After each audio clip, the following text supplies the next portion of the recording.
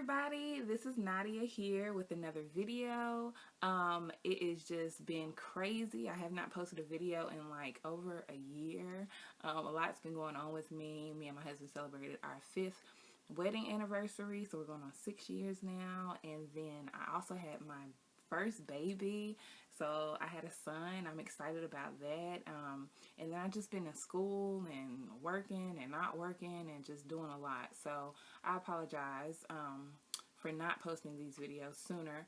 But God has really been talking to me and speaking to me like, you need to get back out there and post some videos. People are responding to it, so that's what I'm going to do. So I'm just going to post some more videos. I'm going to try to get better because I feel like this is definitely something that God has called me to do. And this particular topic today is about how to kind of remain abstinent during your college years, or just some basic tips on how to not get caught up. And I've been there. You know, my husband and I dated through college, so you know, I can definitely help along there. And it kind of came about because my girlfriend gave me a call. Well, really not my homegirl, my girlfriend, but she's more like a little sister or like a mentee. And she gave me a call, and she really likes this guy in a relationship, and she's in college, and she just basically wants some tips on how to stay abstinent.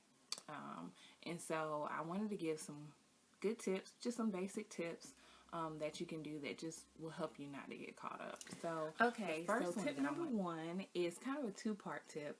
But the first part of it is don't let it get too late. If it's like 11 o'clock, midnight, going into the wee AM hours, it is too late. Because what's going to happen is the person you're with, they're going to come up with the excuse and say, hey, you know, I really don't feel like walking back to my dorm. I really don't feel like going back to my room.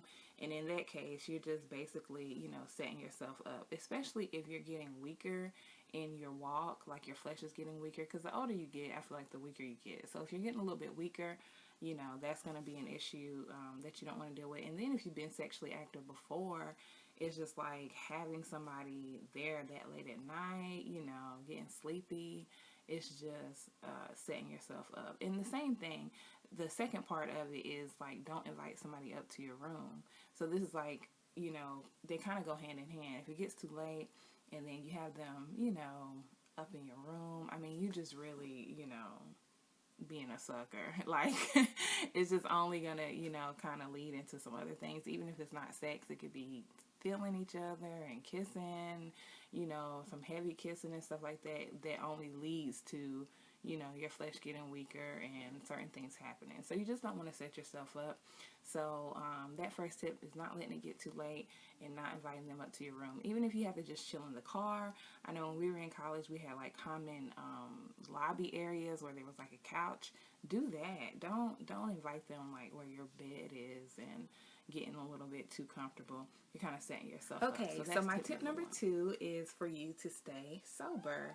So for me, you know, in college, you know, of course drinking is going to be everywhere. And unless you're just one of those people that, you know, you don't really experience the college life at all, then that's one thing. But if you're somebody that likes to, you know, maybe go hang out and chill a little bit, you're going to be approached by drinking. You know, and me as an athlete, you know, a lot of times, like, a lot of my teammates, they drank. That's what they did. That's how they partied. Me personally, I would just tell people, you know, I don't drink. That's not my thing. I've never had desire drinking. Of course, it's going to be hard at first because you're going to get a lot of peer pressure. They're going to be like, oh, you don't drink? That mean you never drank ever? Like, I mean, it's just crazy. And you just kind of got to stick to your guns and say, like, no, I don't drink. Not saying that you can't. Like, it's not like I've never tried it, but I've just never had a desire to, you know, drink and stuff like that. And, you know, like the Bible says, I mean, it's not saying that you can't drink or can't try, you know, some wine or, you know, a drink or something like that, a mixed drink. But it's just saying that, you know, you need to stay sober and you don't want to be drunk. And that's the reason I'm saying it. You want to stay sober and you don't want to be drunk. Probably because, you know, you're just not in your right mind. So if you're a little tipsy or, you know, you're drunk or something like that, how are you supposed to say no to your boyfriend or to somebody that you're really liking, you know, when sex is, you know, up in the air or when it's, you know, you're approached by it. So that would be my recommendation, you know, because you can't control, you know, you just can't be a force when you're under the influence. So stay sober. Stay away from it, period, if you can. you know, but you definitely don't want to get drunk, and you definitely want to stay of a sober mind. So that's tip number 2. Okay, so tip number 3 is create some distance. My husband and I were in a distant relationship during college. We were 5 hours away. So, of course, that allowed us to, the natural circumstances allowed us not to be stuck up under each other all the time. Because if you're stuck up under each other all the time, then you're going to get a little bit closer and closer and closer. And it's going to get harder and harder and harder to try to hang on to your abstinence. So, I would create some distance there. Now, of course, me and my husband had, you know, an extreme situation where we were long distance. But even when he would come and visit me, you know, I had a dorm where I had roommates and we were all in like these living quarters and we had a living room. Well, my husband had to sleep on the couch, you know, and I slept in my room. So it was like, you know, creating some distance there, even if it's a door, even if it's a hallway, even if it's another room separating you, you're still creating some distance, you know, when he had to kind of come and crash with me. Also, like, if you go to the same school, you know, like I said again, creating distance, like, you don't want to, you know, he's walking you to class and y'all getting up, you know, every waking moment to go eat, and then y'all getting up to go to the game together, and then, you know, and this is a daily occurrence. It's just too much. So give yourself a little bit of space, you know, take some time for your studies, you know, when you go to class, and hang out with some friends, and just give yourself a little bit of distance. Not to say that you can't see each other all the time, but it's like, use some phone time, you know what I mean? Like, don't just be up under each other all day, every day, because it's only going to get that much harder. So try to figure out ways to create some distance there. Okay, so the last tip is to stay focused and stay true to your decision. So basically, this is just saying that you're going to be tested. So if a guy is approaching you, or a girl for that matter, because, you know, there's some dudes out there who are abstinent, but if a girl or a guy is approaching you and, you know, they're really kind of pushing the issue and you really, really like them, and, you know, you don't want to see them, you know, go, you know, you still have to stay true to your decision. Be upfront.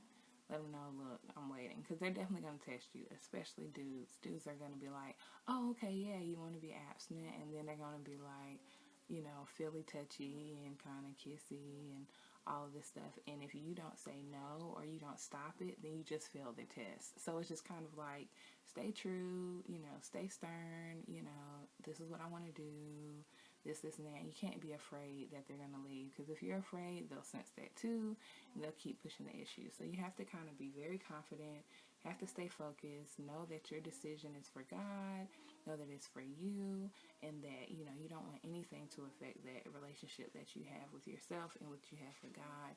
You know, it's just a terrible feeling when you do something that you really knew that you didn't want to do, and, you know, and it just makes you, you know, feel convicted, and you just feel like, never again. So you just really want to stay focused. You know, don't let it get the best of you at the moment. Don't get scared. So just, you know, trust God. And if they have to leave because they feel like, oh, well, you're not putting out, and, you know, this isn't really for me, then that's just what they got to do. But don't get, you know, scared that you're never going to find anybody, because that's not true. There's people out there who really appreciate somebody who's trying. All right, everyone, so those are my 4 quick tips on how to remain abstinent in college, the college edition. So feel free to leave your comments. Let me know, you know, what tip really helped you out the most, you know, which one really hit home for you. And also, I just wanted to clarify, because I know I said my husband came up to my room just when I said don't invite him to your room. In this circumstance, because we were long distance and I just could not see him, and he didn't have a place to stay, and he didn't have any money, broke college students, you know, for like a hotel or something, you know, he was able to come to my room. But again, I did have a living quarters where we had like a totally separate living room, so most of the time he slept on the couch. Sometimes I would get weak too. He would be right in my room. So that's why I'm telling you, don't invite him in. But for the most part, we would create that distance there. So anyway, I just want to clarify that. Anyway, I just want to encourage you to keep going, and you can do it. Again, write me some comments if you would like to. Let me know what videos you might want me to post up. This won't be the last. I need to do more. I'm going to do better. And anyway, but alrighty, until next time, I'll holler at you guys later.